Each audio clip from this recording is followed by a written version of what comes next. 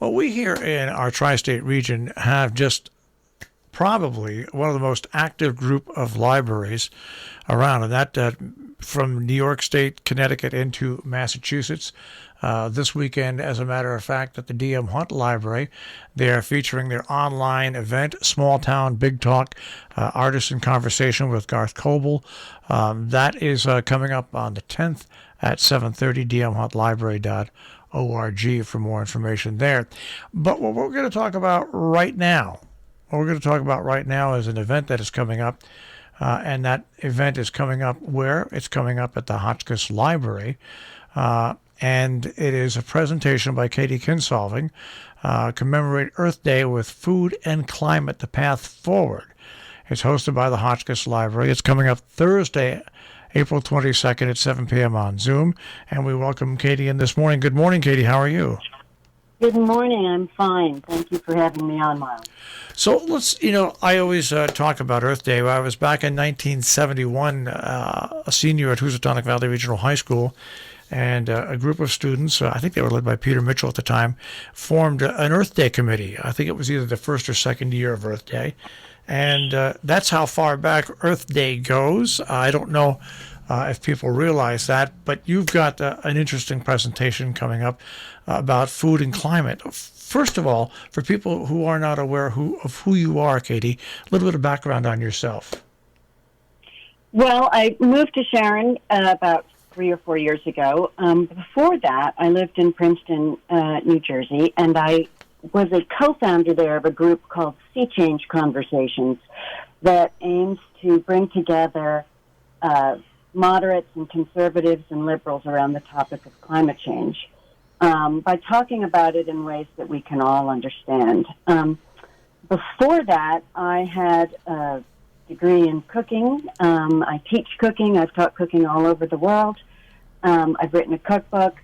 So I really have combined my love of cooking and food with my interest in climate change, and that has led me to a place where I started to look at what climate change is going to do to our agricultural systems and the way we grow our food and how that will play out in the next few decades. So I've created a presentation that kind of looks at the way our agricultural systems contribute to climate change and what climate change will be doing to the way we grow our food. But most importantly, how individual action can help mitigate some of these. Because I think it's important that we all feel that we can do something to affect change. It's interesting. We have every Monday Arthur Schwartz, who used to be the food editor for the New York Daily News. He comes on and does a show with us, and we talk about food, the agricultural chain, and how what we seem to be. I know I have come back to the point where I do less big shopping and more shopping on a daily basis, and also I try to purchase as many locally grown ingredients as possible, locally grown anywhere within a 25 to 30 mile radius of where we live, because let's just say beef or chickens raised in Italy are going to be raised in totally different conditions than you have beef and chicken raised in our area. But now the important thing about climate change, which nobody really mentions in climate change, is the effect that our climate, as extreme as it has become now, in your opinion, that has a big impact on our food chain and what we eat and how we get what we eat, doesn't it? Yeah, I think we're going to see interesting things happening to yields. The other issue is that climate is that is sort of next to climate, but also interlinked is what is happening to our soil. And I talk about that a lot in the presentation. And soil, of course, I always think of Earth Day, I think of soil. So that's one of the reasons I wanted to do this presentation on Earth Day, whether it's soil for growing our crops or using it indeed to try to sequester carbon. And that conversation is still very much ongoing in the scientific community. But there's so much here to to unpack and think about as we go about our daily shopping. And you are so right. Transportation is a big part of the climate change contribution of agriculture. I read somewhere that we import as much beef to this country as we export, which seems, when you hear it like that, kind of nutty. But getting your food locally as possible is the way to go for sure. Well, I was raised. We moved up to Connecticut when I was just born, and we moved to Connecticut. Okay, and we moved to my grandmother had property in Sharon called Elm Valley Farm, and it was a chicken farm, and they never were affected by the downturn in the economy back when there was the big depression, and we also, on top of having thousands of chickens, which were raised organically, we had actually vegetable gardens as well. And most of our chicken and our vegetables came from there. Yes, we did go to stores to buy other things, but it really does hold up. And it took a while for me to change. I was a person that ate a lot of processed foods for a lot of years. And my partner here at the radio station, Jill Goodman, years ago finally talked me out of that, to get rid of processed foods, but to eat as much as you could in seasonal foods. And it really has made a difference in the quality of my life. And when you talk about soil, talk about the importance of soil, because when you take a look at the planet, there's not really much soil on the ground, really, when you look at it, that's going to serve the billions of people that are all around the world.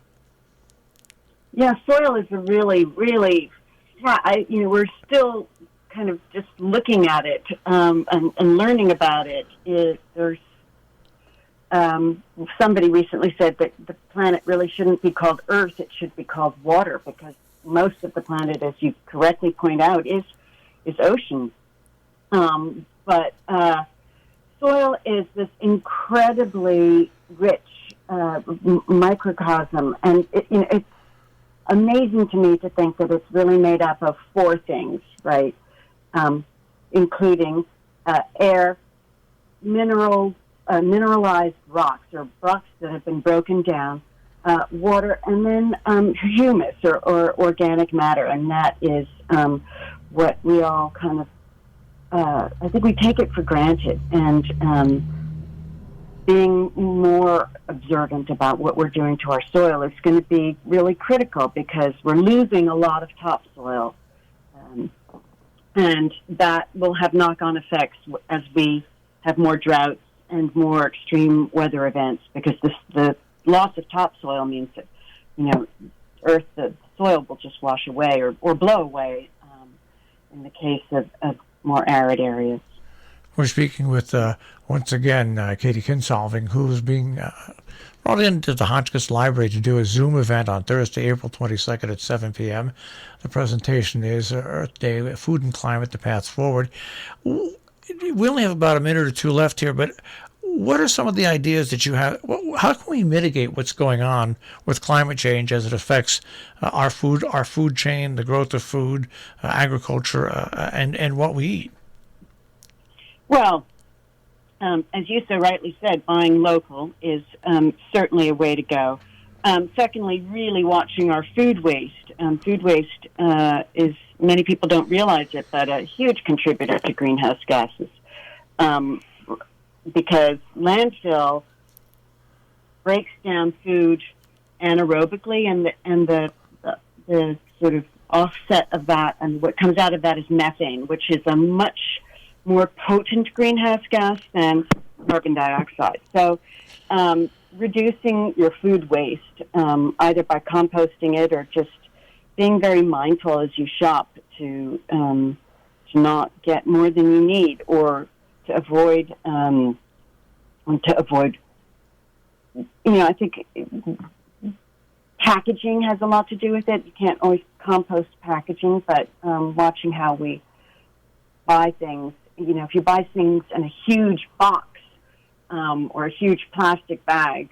A, you've got the plastic, which is created by fossil fuels, and B, if you buy more than you need, a lot of that tends to go to waste. So watching our food waste consumption is critical. And I understand there's a new program over at the transfer station, an experimental program on getting people to do a food waste pilot to see if they want to start doing composting there. So that's pretty exciting for our area.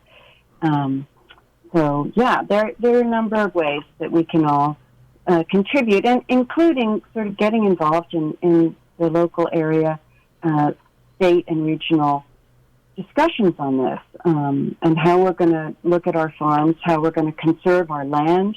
All these things are really important to keeping our food systems secure for the next generation. Well, once again, Thursday, April 22nd, a Zoom event at 7 p.m., hosted by the Hotchkiss Library in Sharon.